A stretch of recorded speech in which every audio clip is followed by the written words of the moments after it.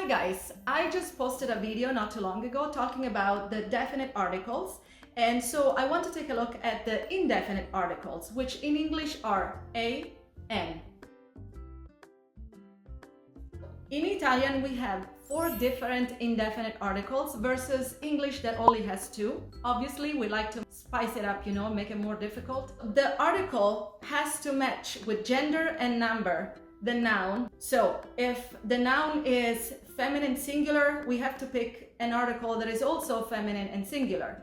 If it's male singular, same thing, the article will have to be male singular. So if we have a feminine singular noun that starts with a consonant, the only indefinite article we can use is una. For example, una ragazza, una casa. If the noun is also feminine singular but starts with a vowel, then it's no longer una but it's un. So the a at the end falls and it becomes an apostrophe. For example, un'amica, un'automobile. For the masculine, if we have a masculine singular noun, we would use the following indefinite article. It would be uno in front of nouns that start with a Z, with an S followed by a consonant, and it would sound like this. Uno zio, uno studente.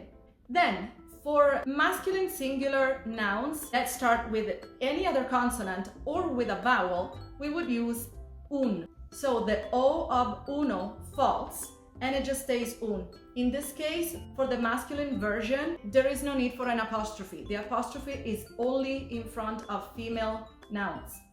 So, un plus noun would sound like this. Un ragazzo, un amico, un albero. Check out this table that I made so that you can have a better understanding, if it's visual, about the difference between all of these indefinite articles. Now, it's important to notice that the indefinite articles do not have an actual proper plural form, as opposed to the definite articles that actually did. So in Italian, if we want to express the plural of an indefinite article, we would use something called partitive articles to express an unspecified amount of something. So it's still plural, but it's not definite. For example, un ragazzo becomes dei ragazzi, or una donna becomes delle donne.